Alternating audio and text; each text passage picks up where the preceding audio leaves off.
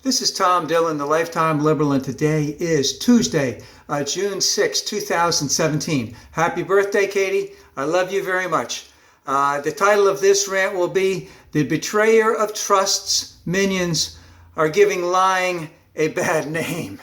So yesterday on Meet the Press, Al Gore was on. They were going to have Scott Pruit, the EPA administrator, who is trying to bring coal back for some reason, on after Al Gore. And Al Gore basically said is that promising to recreate the 19th century is not a visionary strategy for the 21st century. And that's true. And then Scott Pruit came on and he was asked about that comment, and he said it was all wrong. All right, he went on to talk about that coal has had an incredible revival, that there are up to 50,000 new coal jobs that are out there, 7,000 in itself in May. Now, what that basically was, and he went and repeated that on a couple other stations. In one of them, he gave out the whole clue, which was coal and mining. But even with coal and mining, it's not even close to 50,000 jobs. And he said 7,000 were in May, and not even that is even close. And remember, he slipped mining in there strictly to enhance those numbers to make them look better, because mining would include things that have nothing to do with coal and oil or natural gas or fracking, etc. It would have to do with, let's say, iron ore extraction, gold extraction, silver extraction, aluminum extraction, copper extraction. So he was lying through his teeth in reference to the number of jobs that had been created. And guess what? There was a lot of pushback. The Washington Press had a big thing that he wasn't even remotely close to those numbers, that maybe coal in the last, since Mr. Minority was inaugurated, at the most, maybe 1,000 jobs.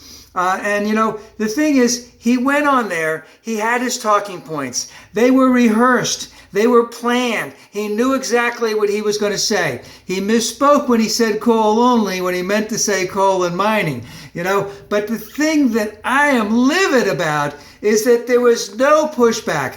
That was from yesterday, especially on Meet the Press. No pushback whatsoever. And then he was on Morning Joe this morning, and some of the guys that were there, they knew what he had said the day before. They knew what the numbers were because they had already been printed up what the real numbers were, and they just gave a terrible response and just says, oh, well, you know.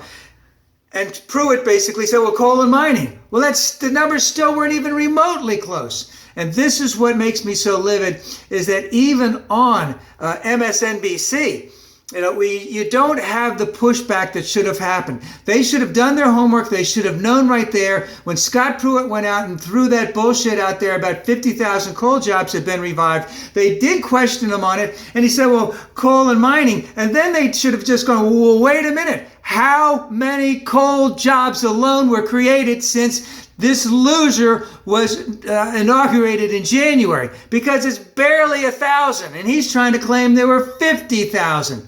And this is what's so upsetting, is that when even, let's just say, the most far left of the mainstream media stations can't even have the kind of pushback that is necessary when some of these political figures are lying through their teeth, you know, they should have just stopped it right there and said, you know, hey, you could just leave right now. When you don't want to come back and tell us the truth, then you can tell us the truth. But this stuff has to stop.